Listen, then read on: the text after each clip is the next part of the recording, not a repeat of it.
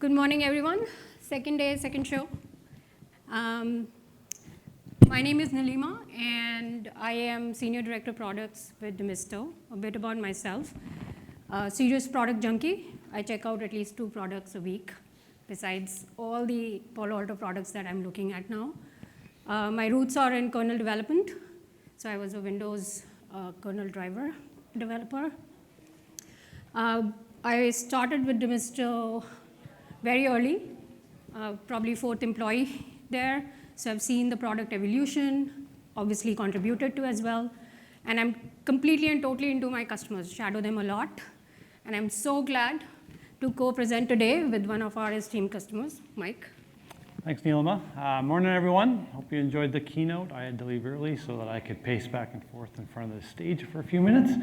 I work for WestJet. For those of you that aren't familiar with WestJet, we are a proudly Canadian airline that's based out of Calgary, Alberta. I am a security automation analyst at WestJet. That basically translates into I'm really good at writing reasonably bad code. You can best describe me as a jack of all trades in IT. I worked in operations, ITIL service management, boo hiss, identity and access management. I've been part of DevOps teams, and now I'm part of cybersecurity at WestJet, where I'm one of the leads on our Demisto implementation. Thanks, Mike. So how many folks here are security analysts, by a show of hand? Okay, I see a few. So I'm going to start with a lame joke. What do you call an overworked security analyst? Anyone? Anyone? Yes, that's right. You got it. Because being overworked is their default state of existence, right? We heard in the keynote.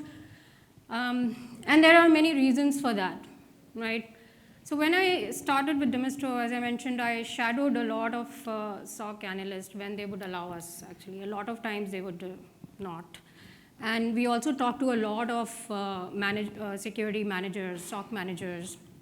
And we heard basically 4 or 5 things in general. One, a lot of them, alerts, like 10K alerts per week. We actually do this yearly report. And we found that between 10 to 12K alerts per week in a mature SOC is like a norm. Hiring and training analysts, SOC analysts, is super hard, right? Any organization we talked to had at least 4 to 5 SOC analyst recs open. Third was processes, right? Only very, very mature SOCs did we see that there were processes in Wiki. That too, when the 2 analysts that sat together, one a very experienced guy and another a completely new analyst, they followed the processes completely differently. So I was doing one of the interviews in a SOC, and with 2 analysts, we were doing a discovery around indicators. And I asked them, how do you deal with file indicators, right? Both of them sit together in the SOC, and they gave completely different answers.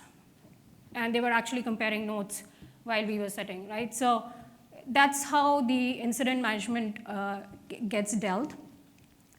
Disparate infrastructures, 10 to 12 products easily in a SOC. Your SIEMs, your threat intel products, your emails, et cetera, right? So it's coordinating between these products is super hard.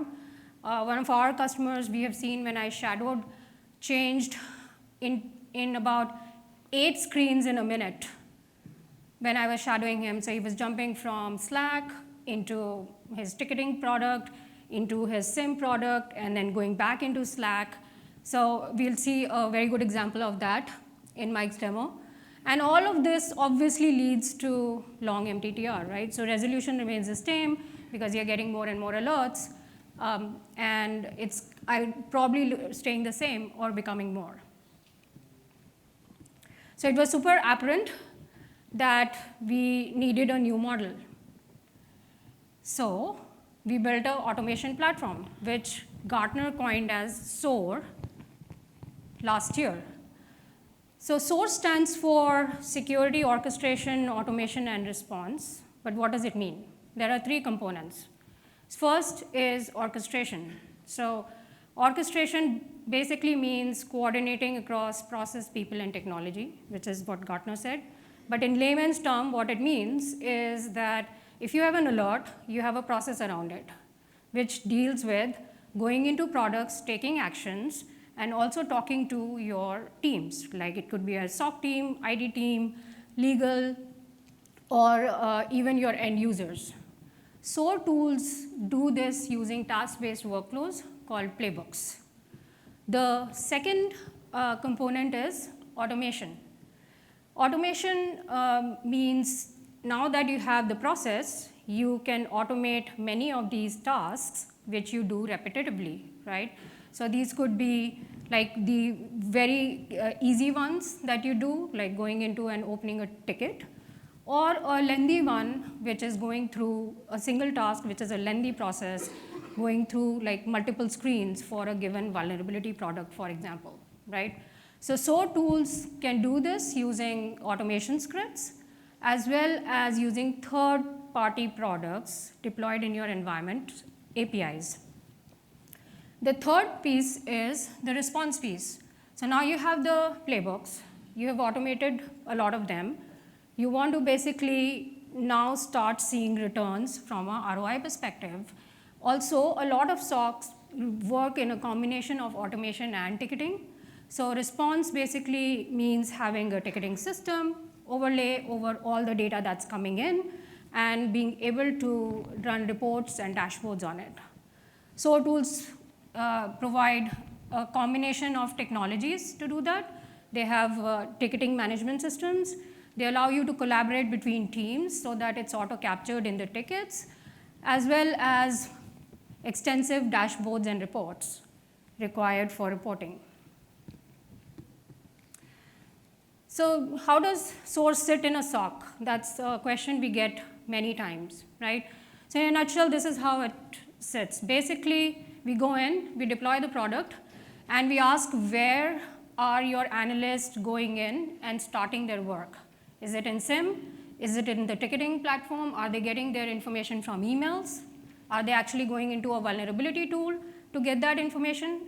The tool starts ingesting data from these sources using APIs, and then it enriches and responds in your point products, which would be typically your endpoint products, network protection products, detonating stuff in malware sandboxes, etc. Key thing to remember, we do this using APIs, which means most of these products, the integrations are bi-directional, right? So as an example, we can get an alert from SIM, start a whole investigation, but go back into the SIM at a later stage in the playbook to get more context as required. With that, let's get started. We'll start with the first use case, which is the impossible and unusual travel. The impossible travel detection identifies unusual and impossible user activity between two locations. Now, why is this alert interesting? Is because there are high chances of false positives. So, but you need to look at these alerts as well because they are generally an entry point for more deadly attacks. And the number of alerts for this kind of detection can be many, because as your employee base increases, plus your enterprise size increases. So how do we help in this scenario? We can ingest the alerts from your behavioral anomaly products like SIM, UEBA. We can enrich the information using Active Directory or your SAML tools for the user information. We can, in parallel, enrich the previous and current IP addresses using threat intel from an IP perspective. And then we can either close it as a false positive based on the distance that we calculate, or engage the end user to ask them for the gray ones where we are not sure that it might have been an actual real move. Based on that, we can contain or remove the user from the AD. So let's take a look at it. Okay. So I'm going into the alert. You can see it's coming from Splunk, and it has a playbook running with a severity high. We have calculated the distance between the two alerts. Demisto provides a custom layout per incident type. So we have actually completely changed the incident type for this. We've calculated the user information from AD and tagged it to the ticket. You can see the IPs. You can also calculate visual references to see the distance between the two locations. And as we do this, we can the playbooks can populate the results in your tickets. Plus, we extract indicators automatically as the data comes in and enrich them using the sources. So we can see that all the 3 sources didn't know anything about it, but Nick has actually marked this as bad. Now, going into the work plan is a run of a playbook. You can see that you can we assign the task to an analyst, so you can do ticket management tasks. Go to Active Directory to get the information which we populated in the layout. And you can do conditional tasks, right? So here, one, we are actually extracting and enriching the indicators through all the Intel sources that are connected. So you don't have to have 3 tasks to do this. The single task will automatically enrich the indicators because we understand that that's what's required.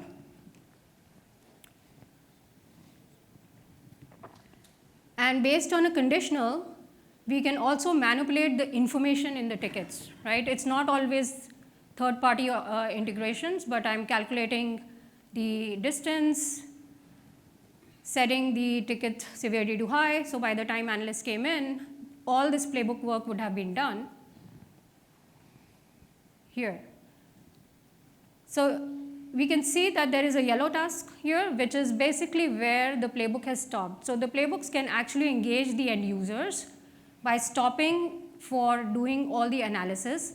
Now here, he could have asked the end user and then taken more containment actions based on that and finished the investigation. With that, I'll ask Mike to cover the second use case for us. Thanks very much. When they showed me that one, I decided I was going to build a playbook for possible travel and get WestJet to fly me around to places just to make sure it worked.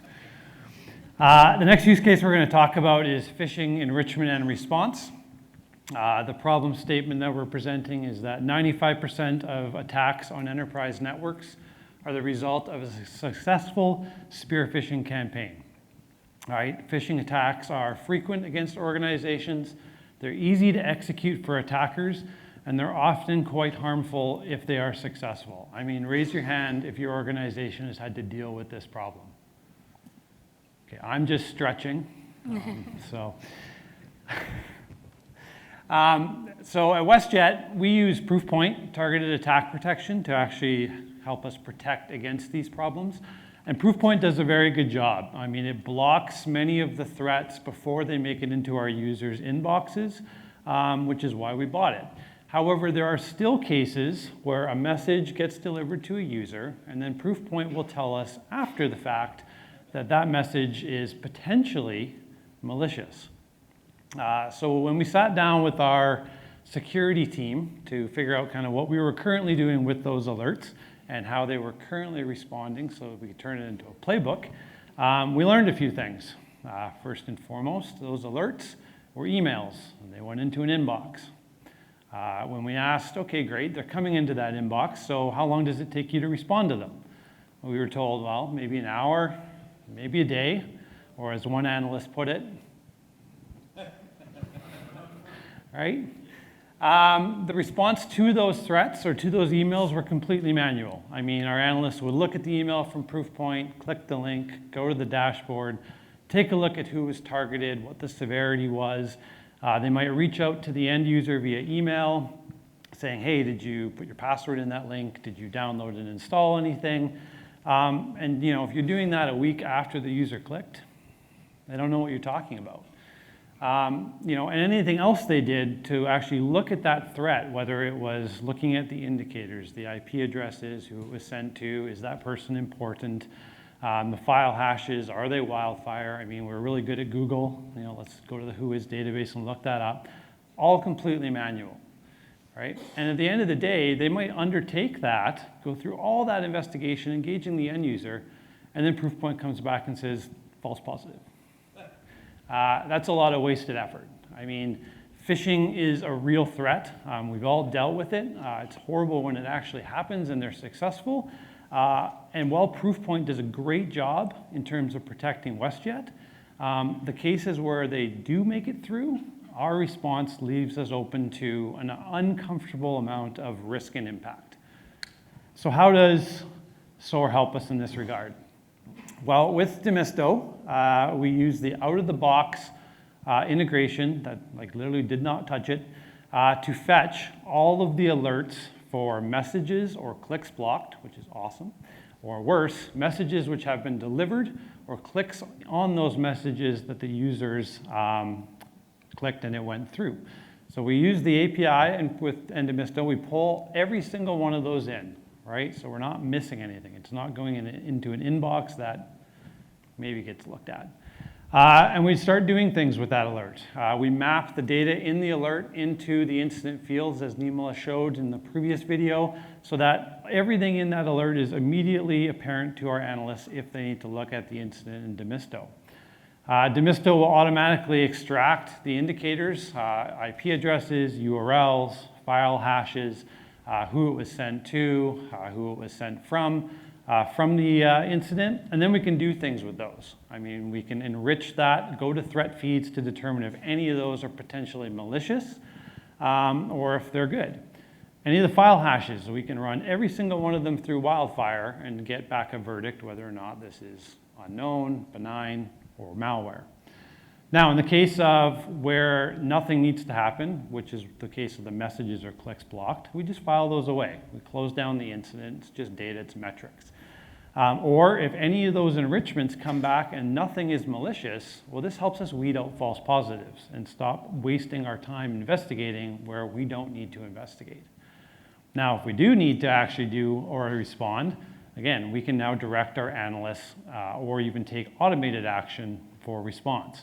We can send that user an email immediately upon receiving the alert. So this could be minutes after they click that link, right? And asking them, hey, did you put your password in? Did you download anything, right?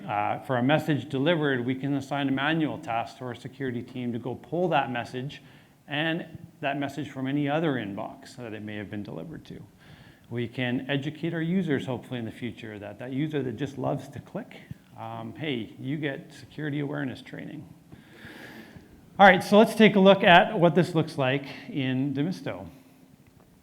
We have a beautiful dashboard, basically shows us what's happening with the Proofpoint alerts and what we actually need to action. In this demo, we have a message delivered and a click permitted. Again, as I mentioned, we take all that data from the Proofpoint alert and we put it on the incident field so it's easy for our analysts to read and understand and view. They don't need to go to different screens. Demisto will extract malicious indicators and display them, and even where they came from, in this case, Wildfire. And in this case, we execute the playbook. It starts by checking the recipient. Are they a VIP, right? And then we can escalate severity if they are or are not. Anything we don't need to action, we can automatically close, and it's just metrics that we can look at to see how Proofpoint's performing. If we do need to dive deeper, we can enrich those indicators, IP addresses, URLs, using various threat feeds, or Wildfire. We can run every hash through it, and Wildfire will come back and say, this is malware. Right? And now we can direct the response for our security team. We know we're dealing with a message that's been delivered to the inbox. We know it's malware. Let's go pull it, right? Let's get it out of there before anything bad might happen. And we can focus manual tasks to do that. Now, in the case of a click permitted, I mean, the user's already taken action. We can, again, map that data into the incident field with Demisto. We can go grab a screenshot, and that is an actual screenshot of one of our phishing emails. Suspicious login page. Same playbook executes, right? In this case, it's a VIP. He's sitting in the crowd. His name is Alex. And again, we go through that same enrichment process. Let's go grab a screenshot of that suspicious login page so that, again, our security team doesn't have to go do that, right? Same enrichment process goes through. And then we can actually do things in parallel. We can automatically reach out to the user and ask them for more information. It's not waiting on an analyst to pick up the email. Did you put your password in? Did you download anything? And if the user's like, help, right? We can do things with that data, even as simple as just escalating the severity on the incident to a higher level, getting more visibility. And then again, lastly, we can focus our users' response, or our security operations team's response. If they put their password in, we can enforce MFA on that user for everything they do in the future. We can reset their password. And I know you're going to ask me at the end of the session, well, can't you get Demisto to auto-pull all that stuff? Absolutely. We built this playbook in 3 days. You give me 3 more, I'm going to automate the rest of it. That's how easy it is with Demisto. With that, I'm going to turn it over for the next use case. Thank you, Mike. Every time I hear Mike go through the use cases, my PM heart just overflows. So with that, we'll go to the third use case, which is the cloud security alert response. Why I wanted to cover this use case is because cloud security alerts are the new kid on the block in terms of detection of SOC. I won't go a lot into the monitoring aspects. We heard Nikesh and Lee cover those in detail today, but what I'm going to cover is how to respond. Now, why is this use case so interesting is because when we started actually talking to our customers about this use case, a lot of them didn't know what the response was other than pulling down the asset, right? So just working and finding a response to a public cloud security alert was an interesting exercise. And because the assets that are in question here are not like your usual endpoint or network assets, right? You have no access to the keys to the kingdom. You have to take actions using roles in these environments. And the third challenge was that most organizations that we went into are not only AWS shops. So you have to have the same process across Azure, you have to have the same process across AWS. And once it starts rolling up into SOC, it's just another alert, right? So all your SLAs apply, everything else applies, but the coordination across the teams is an interesting challenge. So how SOAR helps? Again, for us, AWS Security Hub alert is an alert, right? It's again coming in from a monitoring tool.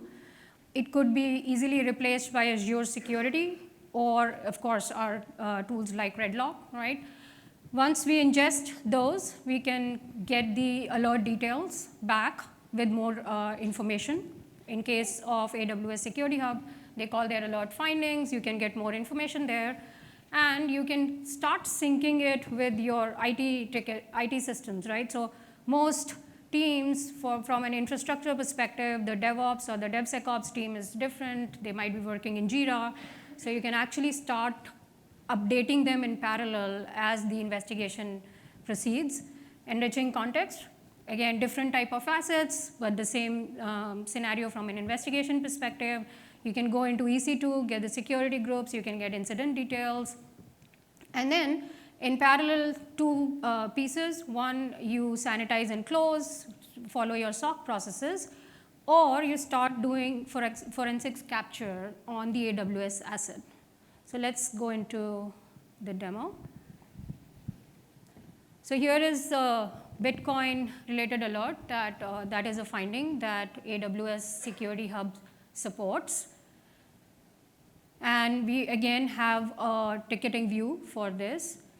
I'm assigning a user, but we can actually we learn with as the tool understands. So we have SMEs that we recommended. That was the findings information.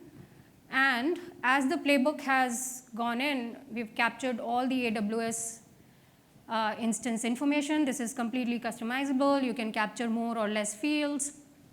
These are the next pending tasks. So as soon as the analyst comes in, he or she knows where to go. As well as we can capture a lot of ad hoc unstructured work as notes. So plus we have also calculated the summary report automatically along with the indicators with all the information on virus total coming in. Now going to the work plan, which is the run of the playbook, we can see that there is a parallel, we can run parallel activities. So first, I'm going to go and open the Jira ticket to let my IT team know that I'm looking at this alert. Start my usual SOC practices. The other interesting thing that we do is we understand if you get a bunch of indicators that we have to run it in loop. So not a lot of coding required to actually enrich and going into tools and getting information. And this is the usual SOC path that follows malicious IPs found, we blocked them, we set the severity to high for the ticket, and the analyst review was waiting. Now in parallel, we start collecting the forensics information, and this is where we use AWS roles. So you have no need for keys for this integration.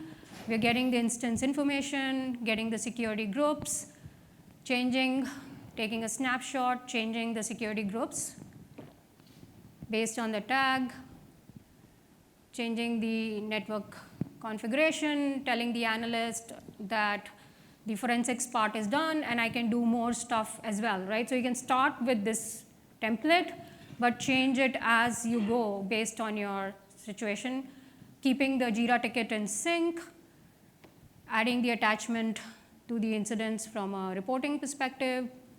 And here, the analyst is now basically taking notes. These notes will be captured in the ticket, and the playbook continues and finishes the incident. So with that, we'll go to the most interesting use case that Mike's going to cover. Thank you. Thank you. All right, got my water because I tend to get dry mouth when I'm nervous. The last use case I'm going to talk about is vulnerability management. And I love the problem statement on this slide. I mean, it really, I think, resonates with us at WestJet when we were looking at this problem. But if you're continuously in catch-up mode, there is no time to proactively deal with vulnerabilities. To give you an example or a backstory of how we did why we did the things with Demisto that we did, I'm going to give you a picture of vulnerability management at WestJet. So WestJet, we have a vulnerability management platform that the security team runs for the organization. We use Tenable.io. And it continuously scans our environment to identify vulnerabilities on our assets and then any new assets that are in the environment and the vulnerabilities on those. The patching, back up, this is why the slide's here.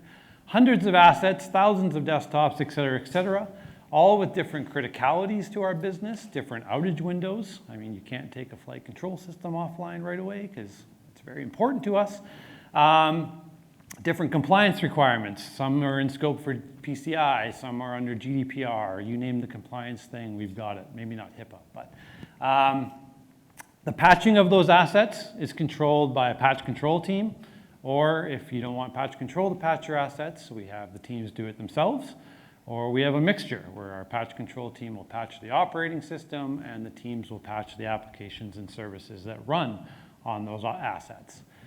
The creation of reports, whether this is a report for, hey, here's all your assets and all the vulnerabilities on those assets and how to fix them, or a report to management for the number of vulnerabilities in our environment by team, by criticality, by SLA, 100% manual. And lastly, the management of assets within Tenable. Sorry, I'm falling apart here, but it's all good. There's an over-under for how many times that I screw up this presentation. I am currently under, so we're doing good. The management of those assets within Tenable, just trying to determine which team is responsible for that asset so that they can go and fix it.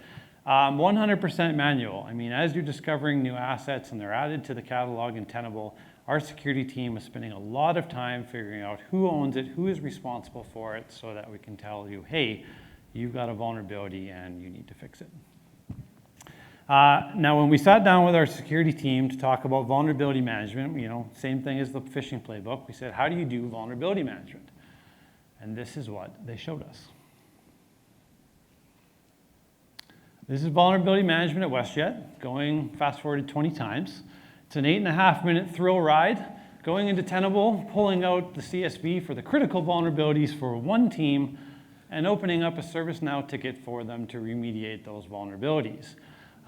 Due to the excitement factor of this work, these reports might come out on the 1st of the month, they might come out on the 15th of the month, or they might come out when the analyst that does them gets out of therapy. Okay? So how does Demisto help us solve this problem?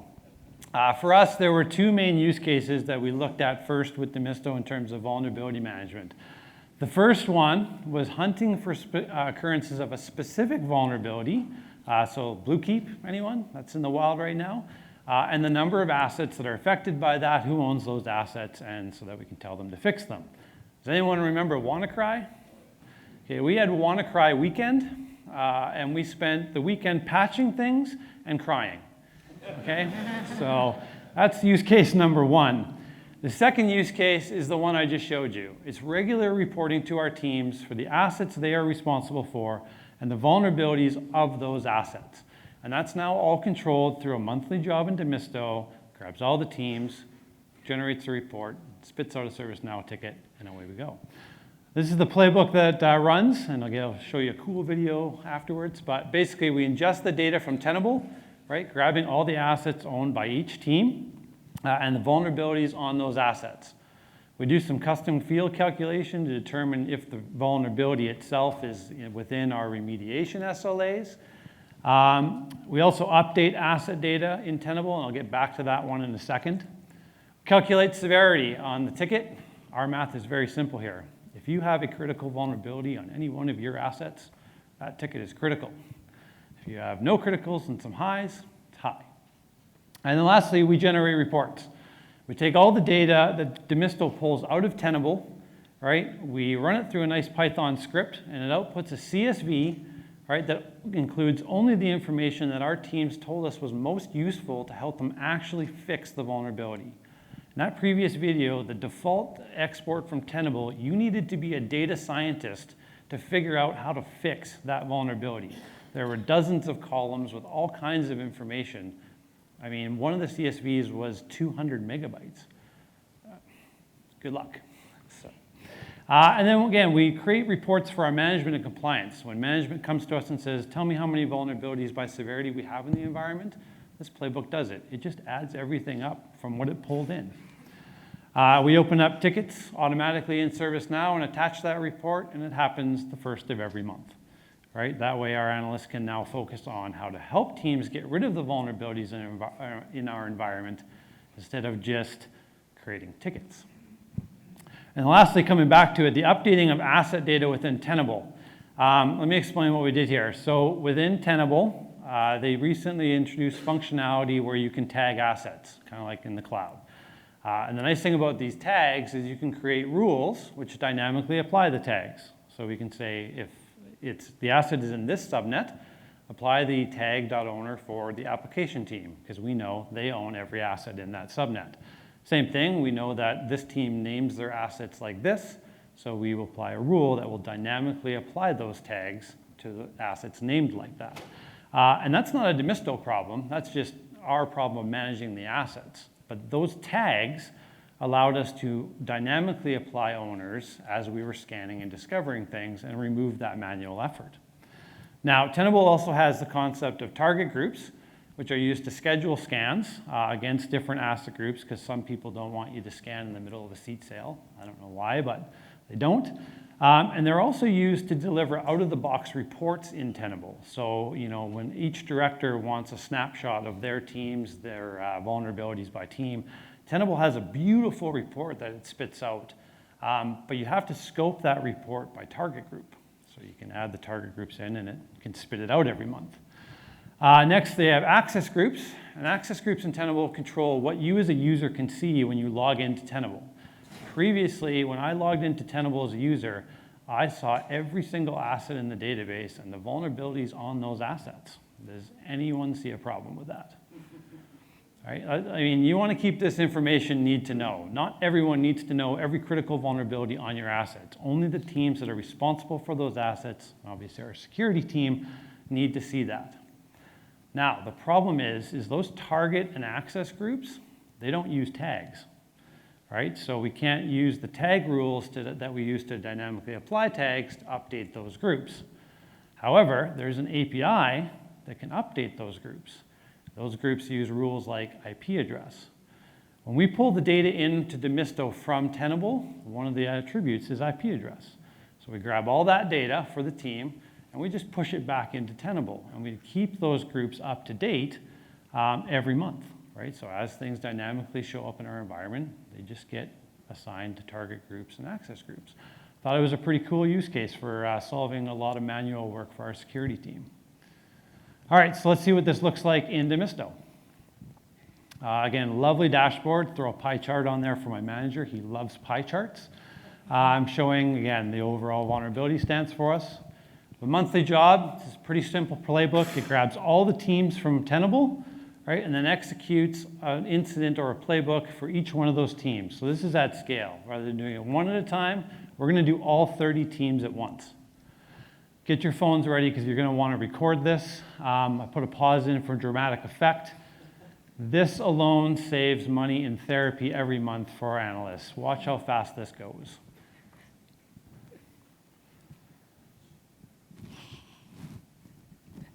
I mean, like, darn tootin'. That's awesome, isn't it? All right, about 8 seconds. It's like riding a bull. We're big fans of the Stampede in Calgary, so let's take a look at what that did. Again, we call it to Tenable. We're going to get all the assets that are tagged with that particular owner. We're going to take that data and we're going to push it back into Tenable to update those target and access groups for us. And then we're going to just start making more API calls. Tenable has APIs for everything. Let's go grab a bit more information about those assets. Let's get the vulnerabilities for those assets out of Tenable. We added some custom automation to show compliance. We take the vulnerability data when it was first seen, add 60 days if it's still in our environment. Guess what? You exceed SLA.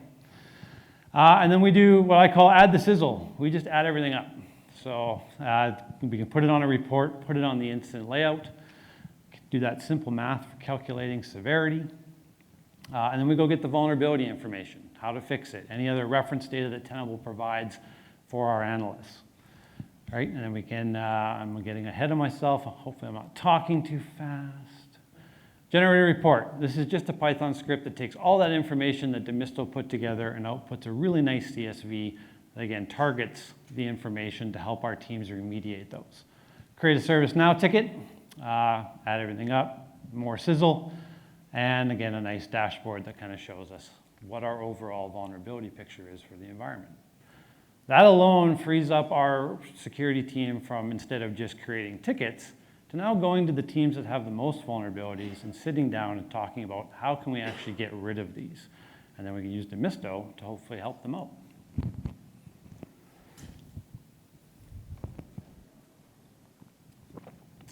Is everyone getting hungry? I'm getting hungry and thirsty. All right. WestJet SOAR benefits. So in recent years, we've actually doubled the size of our cybersecurity team at WestJet. But it still feels like we're trying to keep up or constantly trying to keep up with the priority of the day, or if you speak French, priority du jour. I don't think that's actually French. I mean, we can and we have invested in more people, more training, but none of it seems to significantly move the bar in terms of helping us react faster and with more consistency to the threats or even services that we offer WestJet. I mean, we still have thousands of alerts like they talked about in the keynote, a dozen different tools that we have to be experts in. And these tools have varying levels of integration between them. I know Palo Alto has great integration, but we're not all Palo Alto. It's tough to marry them together. So that's where we believe Demisto can help us. I mean, we believe it's a true game changer in helping us address a few key areas. First and foremost is unifying security functions. Currently, our security team gets alerts from our SIM. They get emails for actions they need to take. Someone might send us a Microsoft Teams message. You get the drive-by for the cubicle, help me now. And then we have ServiceNow, right? So with all these sources of information coming into us, the consistency with which we deliver or respond to threats or services, you can imagine how well that's going.